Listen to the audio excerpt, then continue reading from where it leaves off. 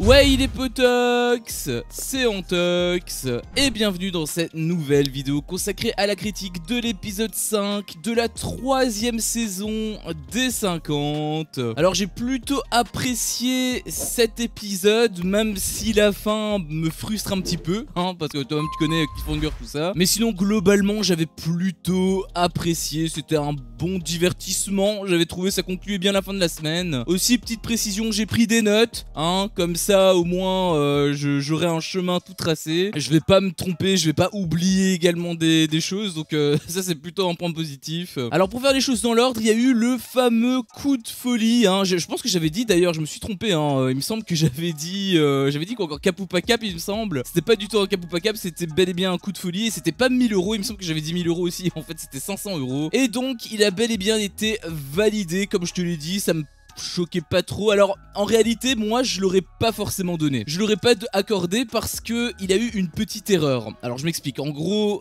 l'épisode donc c'était conclu, l'épisode d'hier, et on s'est retrouvé dans la suite, c'est pour ça d'ailleurs que j'avais dit que le cliffhanger était très bizarre, parce qu'au final c'était pas vraiment un cliffhanger, on n'avait pas le résultat, on n'allait pas avoir le résultat, c'était pas genre en mode quel est le résultat, nananer, on le saura au prochain épisode, pas du tout. On était vraiment coupé en plein milieu, donc on a seulement poursuivi le truc, donc vraiment cliffhanger encore une fois très bizarre hier, mais bref. Alors c'était globalement drôle, j'avais trouvé, c'était pas mal. Après bon, ils ont pas réellement respecté, je trouve, enfin si ils ont respecté la règle, mais ça avait moins d'intérêt, on va dire, comique, dans le sens où en fait ils faisaient que chanter, donc en réalité tu devais parler en chantant, et là le truc c'est qu'ils ont fait que chanter, donc au final c'est pas réellement communiqué de cette manière. Sur le papier bien sûr ça passe, mais d'un point de vue spectateur, je te cache pas que je me sens un petit peu berné, voilà. Mais sinon globalement c'était drôle, il y a une grosse partie chant, mais voilà, il y avait aussi des candidats qui devaient parler de façon mélodieuse et tout, ça c'était assez drôle. Il y a même eu d'ailleurs, alors ça par contre j'ai trouvé que c'était assez gênant, il y avait eu Enzo et Nico, et même un petit peu Stéphane qui était là, ils avaient fait une sorte de rap, mais je sais pas, j'avais trouvé que la situation était un peu gênante. Même Steph, je pense qu'il était mal à l'aise, parce que à chaque fois il arrêtait pas de dire qu'il allait se barrer, donc je sais pas trop, mais c'était un peu bizarre sur le coup. Et aussi j'ai réfléchi et je me suis demandé un truc, je me suis dit, est-ce que il y a un style particulier, parce qu'il n'y a pas de style, on est d'accord, c'est juste chanter de manière peu importe, on s'en fout du style. Donc si tu veux chanter comme les chanteurs de R&B ou de K-pop par exemple font, ça passe. Apparemment si tu veux rapper, ça passe aussi, mais il y a plusieurs styles de rap, il y a plusieurs styles de chant. Et donc là où j'ai réfléchi, où je me suis dit, est-ce que ça pourrait être possible, tout simplement, si tu chantes comme Grand Corps Malade, est-ce que ça passe? Parce que littéralement Grand Corps Malade c'est parler en fait. C'est pas vraiment chanté, donc mais en soi ça reste de la musique, donc est-ce que ça passe ou pas? Tu vois ce que je veux dire? Et donc pourquoi est-ce que je te disais que moi personnellement j'aurais pas validé? C'est parce que tout simplement, donc ils ont chanté, parfois ils ont parlé de façon mélodieuse, tout ça, ok, très bien, mais il y a un moment où JP, quand il était un petit peu en train de donner la sauce, qu'il était en train de chanter, que les autres lui renvoyaient la balle, et bien à un moment donné il a dit allez-y. Mais du coup le allez-y qu'il a dit, c'est une sorte de allez-y de concert, mais quand tu le dis, tu le dis pas de façon mélodieuse. Lui il l'a pas dit allez-y, il a pas fait ça, il a juste dit allez-y. Tu vois ce que je veux dire? Donc pour moi honnêtement il a fait une boulette, et honnêtement je l'aurais pas accordé. Je trouve que le lion a été très souple par rapport à ça. Honnêtement moi je l'aurais pas accordé. Moi j'aurais dit non, vous avez foiré. Je les aurais laissés pendant 30 minutes faire les cons, mais je les aurais dit non, au final ça marche pas, c'est pas bon. Donc voilà, moi personnellement je l'aurais pas accordé. N'hésite pas toi à me dire ce que t'en as pensé en commentaire. Alors après moi je te le dis, je suis extrêmement sévère parce que c'est vraiment la seule petite erreur qui s'est produite pendant les 30 minutes, enfin de ce qu'on a vu. En tout cas c'est la seule erreur qu'on a eue. Donc voilà, je sais pas toi ce que t'en penses, mais moi j'aurais été extrêmement sévère et du coup je leur aurais pas laissé. Et donc ensuite il y a eu la deuxième partie que j'ai trouvé un peu longuée, pour la simple et bonne raison qu'en fait on est resté tellement longtemps sur les mecs que le fait qu'on ait exactement la même chose mais en effet miroir par rapport aux meufs, eh bien je me suis ennuyé. En fait, ça m'a un petit peu saoulé. Alors c'était toujours dans la good vibes, hein, mais je me suis dit c'est un petit peu redondant, on l'a déjà vu, on peut peut-être passer à la suite. Ça aurait été intéressant de le faire, mais à un autre moment, où voilà, peut-être un coup de folie surprise plus tard dans la journée, et que nous ça aurait été 2-3 épisodes plus tard. Là ça aurait été un peu mieux pour la digestion, mais là en l'occurrence tout a été enchaîné, donc j'avoue que ça m'a un petit peu saoulé. Après il fallait s'y attendre, hein, l'effet miroir, l'égalité entre les sexes, tout ça tu connais. Oui, il fallait s'y attendre, mais à ce que ce soit d'affilée et en plus pendant 30 minutes, parce qu'en fait c'est surtout le fait qu'on a été bassiné pendant aussi longtemps par les mecs, hein, qui donnent cette impression là, cette impression de longueur. Si ça avait été beaucoup plus rapide et qu'on aurait eu par exemple le résultat en mode cliffhanger à l'épisode dernier, et que là on aurait directement enchaîné avec les meufs, là ça aurait été beaucoup plus digeste, j'aurais trouvé. Mais comme on a eu la suite et la fin de la première partie dans cet épisode là, bah le fait qu'on enchaîne, c'était un petit peu longué, j'avais trouvé. Ce qui est très paradoxal parce que bah en fait ils sont pas restés 30 minutes, ils sont restés que quelques minutes, puisqu'il y a eu une énorme boulette de la part d'une candidate. Donc c'était Linda, hein, qui avait fait cette boulette. Linda malheureusement n'a pas chanté, hein, elle arrêtait pas de parler. Et là c'était pas comme avec JP tout à l'heure, comme je te l'ai dit, c'était vraiment elle parle mais elle comprend limite pas les règles, parfois elle chante mais la plupart du temps elle parlait, et elle parlait vraiment très longtemps. Et là c'était vraiment abusé. Peut-être que le lion lui a laissé plusieurs chances, mais à un moment donné il était obligé. Je me suis même demandé quand est-ce que le lion allait réagir, hein, mais heureusement il a quand même réagi, un petit peu tard j'ai trouvé, mais il a quand même réagi. Et là ça m'a un petit peu saoulé. Alors je peux comprendre, hein, que voilà, elle est âgée, elle est toute mignonne Linda, voilà, on va pas non plus lui en foutre plein la patate juste pour ça. Bien sûr ça reste qu'un jeu, évidemment, mais le comportement des autres m'a beaucoup surpris et honnêtement agacé, parce que tout le monde disait non on peut rien lui dire, on ne peut pas lui dire, on peut pas lui faire de reproches. Bah pourquoi on peut pas lui faire de reproches? C'est une candidate comme une autre, hein. Certes elle est âgée, mais elle a signé comme tout le monde exactement les mêmes règles. Donc le fait qu'elle n'ait pas respecté les règles, c'est à cause de elle qu'ils perdent de l'argent. Crois-moi bien que si c'était par exemple Océane qui avait fait ça, crois-moi bien que tout le monde en aurait foutu plein la gueule, hein. Pareil avec d'autres candidats ici. Clarisse elle-même justement avait dit ça. Et d'ailleurs merci d'avoir réagi. Bon elle a réagi surtout en interview parce que bah, y avait personne dans son sens. Elle avait pas envie de se mettre tout le monde à dos, ce qui est quelque part un petit peu compréhensible. Mais le fait que tout le monde était complètement aveuglé uniquement parce que c'était Linda, je me suis posé deux questions. Première question: est-ce qu'elle a un bouclier d'immunité? Est-ce qu'elle est absolument intouchable de par uniquement son âge? Parce que si c'est le cas, dans ce cas-là, ça signifie que c'est elle l'élu, puisqu'il y a personne qui va l'éliminer alors. Bah oui, elle est intouchable, on peut rien lui dire. On peut rien lui dire, on peut rien lui faire. Elle est intouchable, du coup, elle va être l'élue. C'est comme ça que moi je le comprends. Donc j'ai été vraiment pas content du comportement des autres candidats. Je comprends qu'ils veulent pas lui en mettre plein la gueule, ça je peux le comprendre. Mais le fait de dire non, elle est intouchable, on peut rien lui dire, non. Ça c'est pas possible. Elle a commis une bourde. Si elle recommence, on va encore faire quoi? On va encore fermer les yeux dessus. Et si c'est elle qui est tout le temps qui fait perdre tous les coups de folie, on va quand même rien lui dire. Elle a fait perdre 20 000 balles pour la cagnotte, on va rien lui dire. Je donne des chiffres au hasard, hein, bien évidemment, mais c'est pour te montrer à quel point cette façon de penser est complètement stupide. Tu dois lui dire pour lui faire comprendre. Tu n'es pas obligé de lui dire de manière méchante. T'es pas obligé de, tu peux faire preuve de tact aussi quand tu lui dis. Mais il faut lui dire, il faut qu'elle en soit consciente que c'est grave. Parce que si elle en a pas conscience, les prochaines fois elle va s'en battre les couilles. Et la prochaine fois encore après. Et la prochaine fois encore après. Et qu'est-ce qui va se passer? Elle va jamais être éliminée. Moi personnellement ça m'a beaucoup dérangé. Heureusement que Clarisse a quand même dit les trucs. Malheureusement voilà, c'est un peu la contre-attaque qu'il y a eu, hein. On lui a dit non, on peut pas lui dire, etc. Ok. Mais par contre elle a dit en interview que si elle continue comme ça, elle n'hésiterait pas à l'éliminer. Merci, il faut quand même qu'il y ait ce danger là, parce que dans ce cas là ça veut dire qu'elle sera jamais éliminée, et bah du coup ça veut dire qu'elle va être l'élue, tout simplement. Et moi j'ai pas envie que quelqu'un soit l'élu juste gratuitement, juste parce que elle est âgée ou qu'elle est mignonne. Moi je veux qu'il y ait quand même un minimum de mérite. Donc voilà, j'espère que ça va pas enfin j'imagine que si, ça va se reproduire, mais j'espère que les mentalités vont un petit peu se réveiller si jamais ça se reproduit, parce que sinon bah ça risque d'être très handicapant et surtout très inégal par rapport aux autres candidats quoi. Bon sinon il y avait quelques petits trucs que je voulais quand même ajouter par rapport à cette petite comment dirais-je, ce petit coup de folie vis-à-vis des meufs. C'est que les meufs, notamment par exemple Beverly, Kim aussi qui était un peu casse-couille quand elle chantait puisqu'elle faisait des cris très stridents, très aigus. Mais il y a certains moments où je sais pas si elle faisait exprès pour voilà, si elle faisait exprès de chanter faux pour agacer et donc que ce soit un petit peu drôle à la caméra, ou si elles étaient très sérieuses, et je ne pense pas qu'elles étaient très sérieuses parce que il y a des moments où je ressentais une voix de chanteuse. Il y a des moments où je trouvais qu'elle chantait très juste et que c'était même très mélodieux, et la première fois d'ailleurs que Beverly a chanté, je me suis dit putain en fait elle sait chanter la meuf. Bon, après elle t'a cassé sa voix etc, mais au début elle savait chanter. Kim pareil, Kim elle te faisait des petits trucs aigus etc.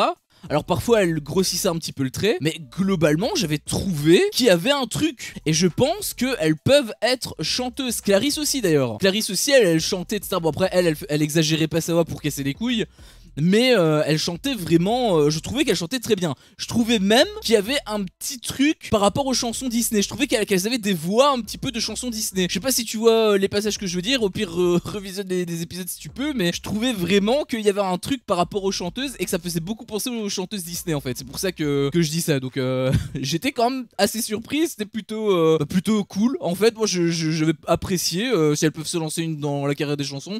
Après voilà, il y en a eu plein, hein. Greg, il est ultra connu maintenant dans le milieu de la musique. Donc pourquoi pas Beverly, Kim, même Clarisse. Bon sinon pour conclure ce coup de folie, j'avais plutôt apprécié dans un premier temps comme je te l'ai dit, parce que c'était un petit peu drôle, hein, c'était complètement décalé avec les mecs.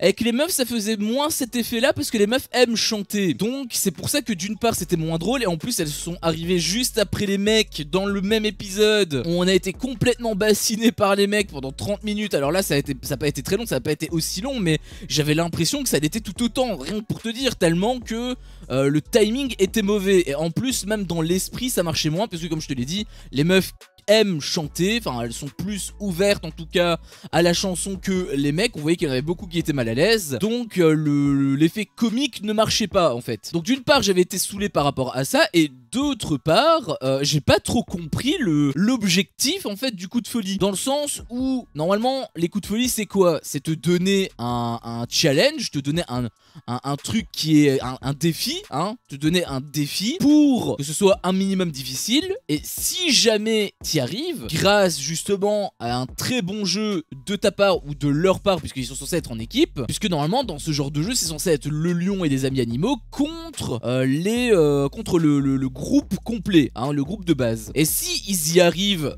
grâce justement à la cohésion, grâce à une stratégie, une technique, etc., eh bien ils remportent l'argent promis par le lion pour ce coup de folie. Globalement c'est comme ça que ça se produit, c'est le schéma, hein. Globalement c'est le schéma, mais sur ce jeu j'ai pas trop capté, parce que en fait la difficulté ne résidait pas tant par rapport aux lions ou aux amis animaux, mais par rapport au sexe opposé du groupe même. Bah oui, parce que en fait si aucune meuf ne parle pendant que les mecs doivent chanter, eh bien en fait il y a pas de... il y a rien. Alors oui ok d'accord, ils ont pas chanté, mais la règle n'était pas de chanter H24. La règle était seulement de lorsqu'ils parlaient, ils devaient chanter.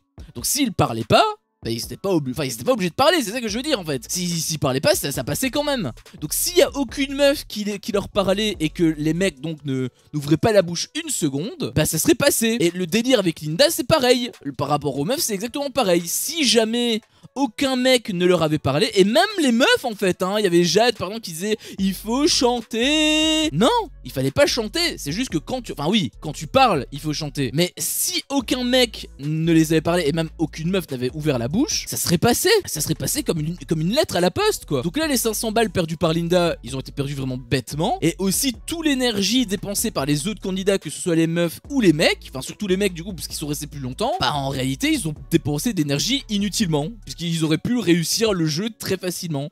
Et c'est là où dans la logique du jeu j'ai pas trop compris non plus, parce que bah du coup l'obstacle c'était les autres, c'était ton propre groupe en fait, c'était ta propre... Normalement il y a censé avoir une équipe des candidats des 50 et l'équipe des amis animaux et du lion. Et bien là ça se tirait à balles réelles. Donc j'ai pas trop compris le principe du jeu, à moins que ça ait été mal énoncé, je sais pas, parce qu'il a clairement dit, le lion, à chaque fois que vous parlez vous devez chanter. Ça c'était la règle, c'était l'énoncé. Donc peut-être qu'il voulait dire vous devez chanter tout le temps, mais là en l'occurrence s'ils chantaient pas mais qu'ils ouvraient pas la bouche, ça passait quand même. Donc très surpris, vraiment très surpris de ce premier coup de folie, un peu déçu même quelque part. Drôle comme je te l'ai dit, c'était divertissant, mais si tu y réfléchis un peu, bah c'est un petit peu con en fait, c'est complètement con même. Ils se sont vraiment tiré une balle dans le pied tout seul en réalité. Donc un peu mitigé finalement. Bon, ensuite on a eu une partie avec Jordan qui a été pas mal mis à l'honneur, j'ai trouvé, dans cet épisode. Après en même temps c'est celui qui a l'avantage, donc quelque part c'est un petit peu logique. Donc déjà premier truc,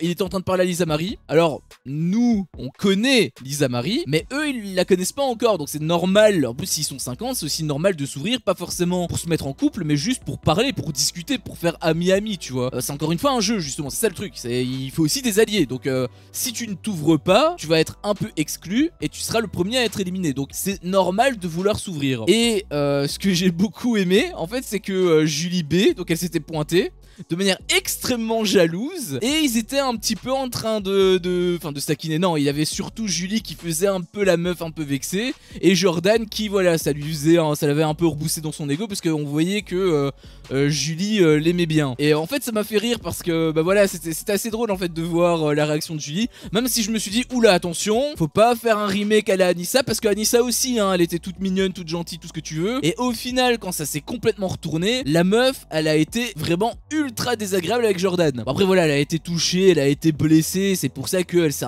elle a un peu contre-attaqué.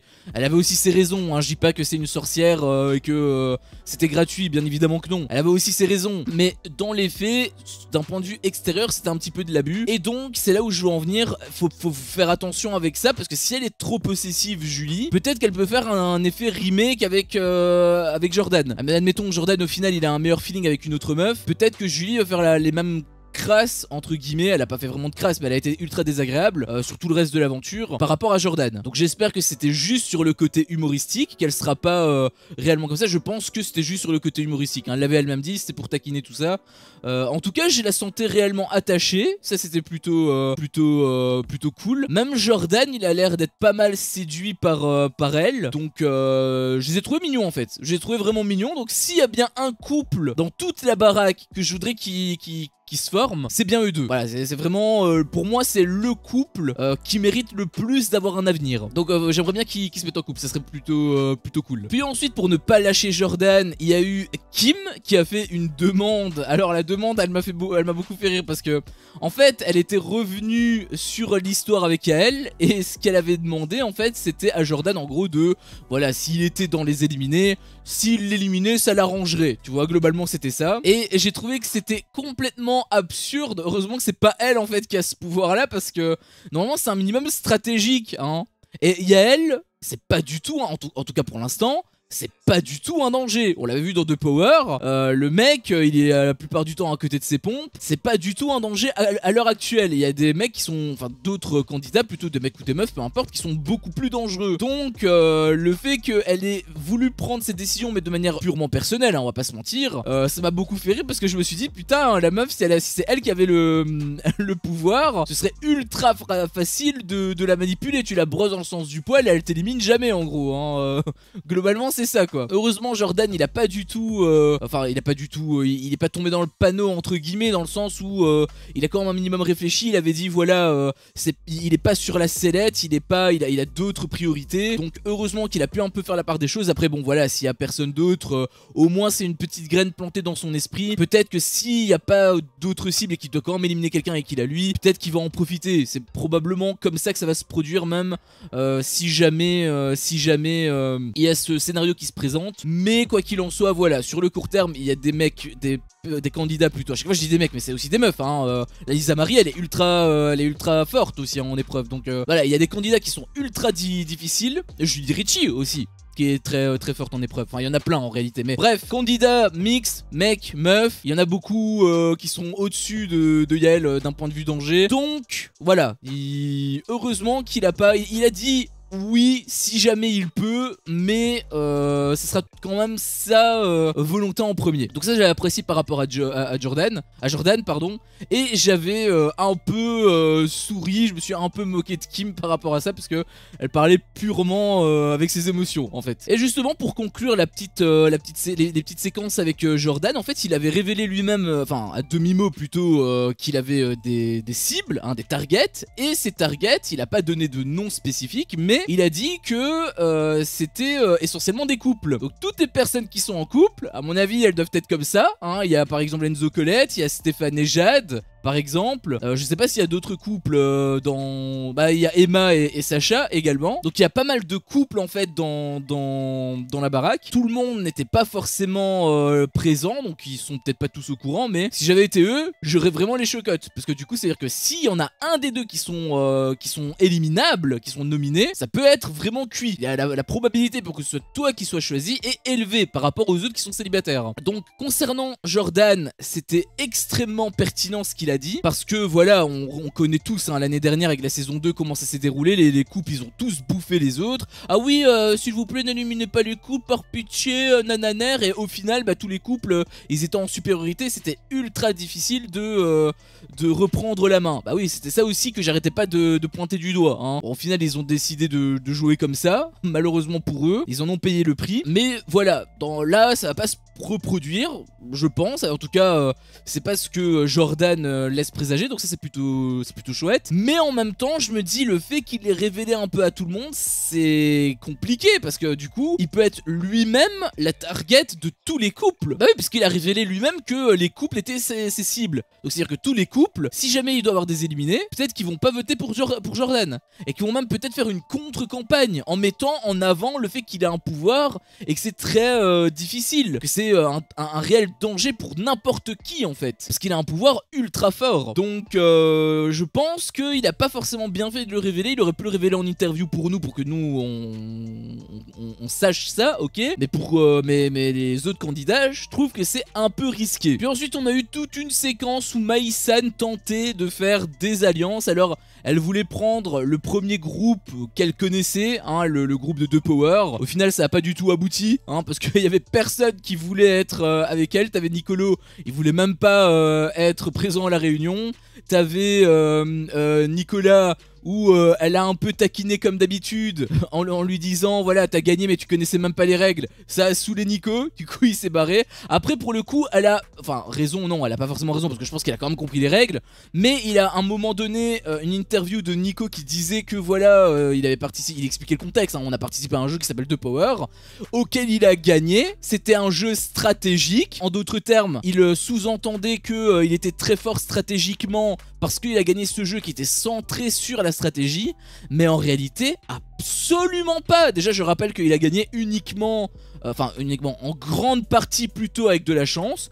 Dans l'intégralité de l'émission, je veux dire, si jamais t'as pas vu mes reviews, je t'invite tout simplement à regarder, ou tout simplement le bilan aussi, hein. Tu peux aussi tout simplement regarder la vidéo bilan, si t'as pas envie de te taper tous les épisodes. À chaque fois je fais des bilans hein, de toutes les émissions, donc n'hésite pas à regarder si jamais t'as envie d'avoir un peu plus de contexte. Mais dans tous les cas, il a gagné avec beaucoup de chance d'une part, et d'autre part, c'était pas un jeu de stratégie en fait, c'était un jeu de bluff. Et encore, si tu n'étais pas dans le jeu, c'est-à-dire que si tu n'étais pas le power player ou si tu n'étais pas la cible, en réalité tu ne craignais absolument rien. T'étais pas en danger, il a jamais été en danger une seule fois hein Nico. Pas parce qu'il a bien joué ou quoi, juste parce que personne le calculait en fait. En tout cas en tant que cible, parce qu'il a jamais été power player.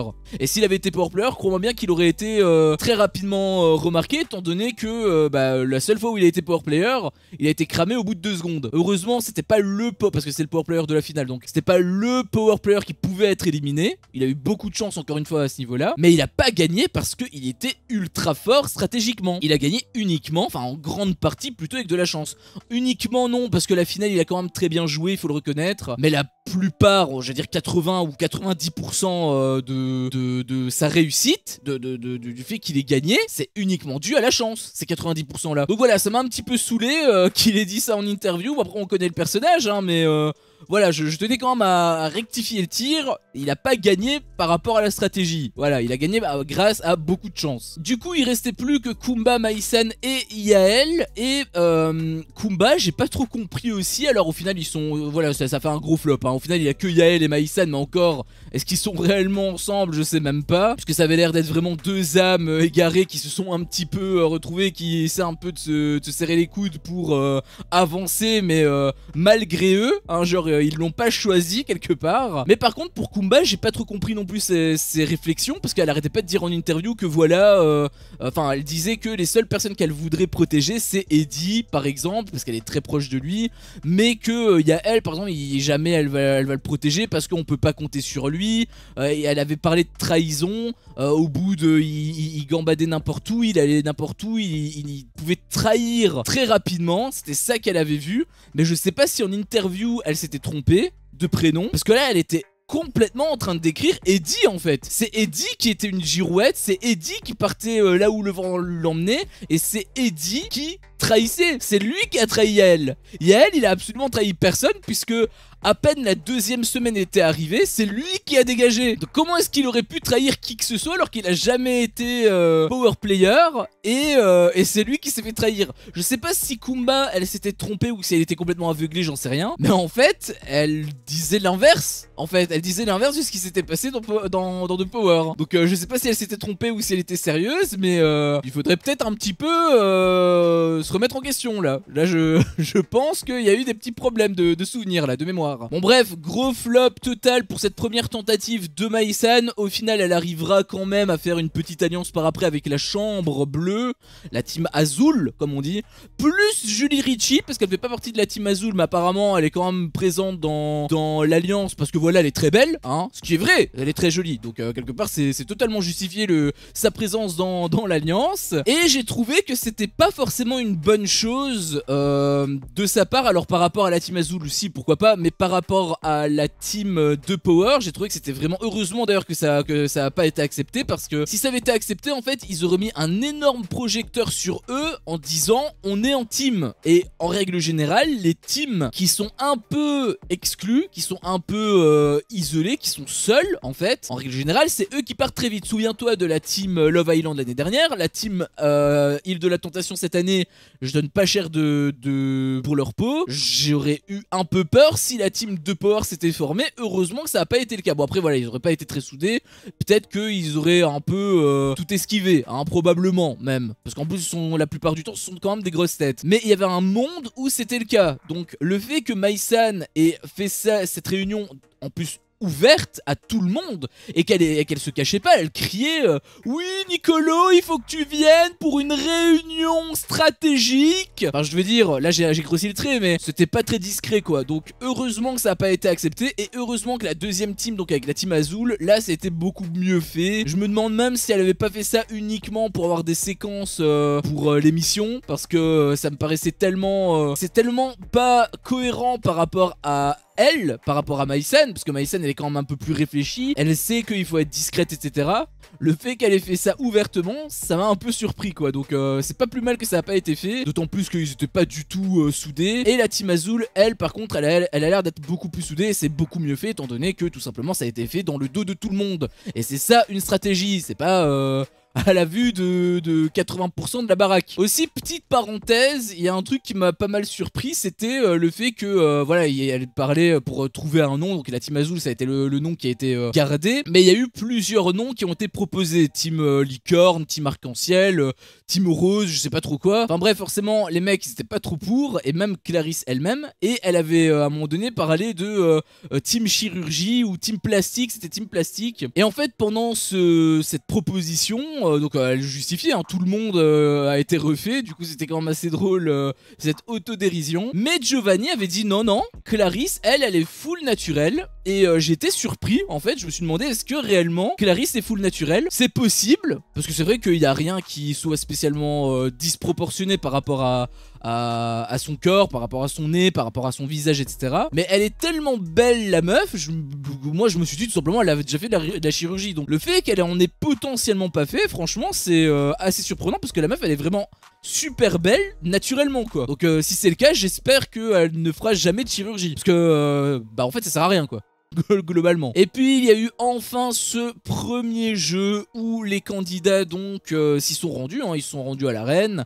Alors globalement il s'est rien passé puisqu'il y a eu le cliffhanger, hein, la sauce est montée on va dire, on t'a préparé le terrain hein, globalement, voilà tu sais que les candidats ils ont une sorte de masque, enfin des lunettes mais opaques, ce qui fait qu'ils ne voient absolument rien et ils doivent se suivre en file indienne, en tout cas c'est comme ça que on l'a vu pour l'instant, c'est comme ça qu'ils ont dû rentrer dans l'arène et même rentrer dans la cage parce qu'il y avait une petite cage apparemment. Je suis très curieux de voir ce jeu. C'est extrêmement bizarre, je sais pas du tout c'est quoi les règles, je vois pas du tout ça peut être quoi. Au début je me suis dit c'est le jeu du serpent tu vois donc, sur ton téléphone là, et si tu te touches c'est foutu. Au début je me suis dit ça, mais ce serait complètement con puisque dans tous les cas il voit rien. Enfin en même temps ça, il faudrait un minimum de, comment dirais-je, un minimum de difficulté. Mais je sais pas c'est quoi en fait le jeu. Franchement je me suis demandé si c'était ça parce que c'est le premier truc auquel j'ai pensé. Mais en soi je vois pas trop dans quel monde ils peuvent jouer au serpent dans un espace en plus aussi restreint quoi. Donc sachant que les deux fils, puisqu'il y a deux fils, ils sont tous les deux là. Donc je sais pas, vraiment j'en ai strictement aucune idée. Et ça peut être drôle, en tout cas c'est très intriguant. Et moi c'est le genre d'épreuve qui me fait vachement kiffer. Enfin je sais pas encore c'est quoi les règles hein, bien sûr, mais étant donné qu'on n'a jamais eu ce jeu dans les 2 premières saisons, c'est un jeu totalement inédit, on sait pas du tout où on va. Et c'est ça qui est excitant en fait. On sait pas où on va, du coup, bah, on a cette impression de neuf. Et en tant que premier jeu en plus, c'est d'autant plus pertinent parce que c'est vraiment le truc qu'il faut pas louper, tu vois. C'est vraiment ton entrée. C'est vraiment l'entrée quand t'es dans un restaurant, tu prends ton entrée. Si ton entrée est dégueulasse, tu vas vouloir dégager. Ou alors tu sens que tu vas passer un mauvais moment. Donc il est extrêmement important cette entrée. Bah là c'est pareil, peut-être intéressant aussi, en tout cas très intriguant, ça c'est le moins que l'on puisse dire. Et forcément ça a été mis en mode cliffhanger. Alors moi pour le coup ça m'a un peu saoulé parce que oui voilà ils t'ont monté la sauce, mais au final il a rien puisque ça s'est terminé en mode cliffhanger, on ne connaît même pas les règles. Donc un peu déçu du cliffhanger, mais en soi ça va, en termes de rythme on va dire ça a été bien géré, même si moi ça me fait chier, mais c'est pas parce que ça me fait chier que forcément c'est une mauvaise chose. Je pense que les cliffhangers quand ils sont bien faits en tout cas, c'est une bonne chose. Donc j'ai hâte quand même d'être à lundi pour savoir bah finalement c'est quoi ce jeu et aussi qui seront potentiellement les éliminés. Sur ce, c'était mon avis sur cet épisode. Si mon contenu te plaît, fais-le moi savoir en me laissant un énorme pouce bleu. À chaque fois que je vois ça, je vois que mon contenu plaît et donc moi ça me motive à continuer. Si t'es pas encore un peu tox, qu'est-ce que tu attends pour me défoncer ce gros bouton rouge? N'hésite pas à activer la cloche pour ne rien louper et je te dis à la prochaine pour une prochaine vidéo. Ciao.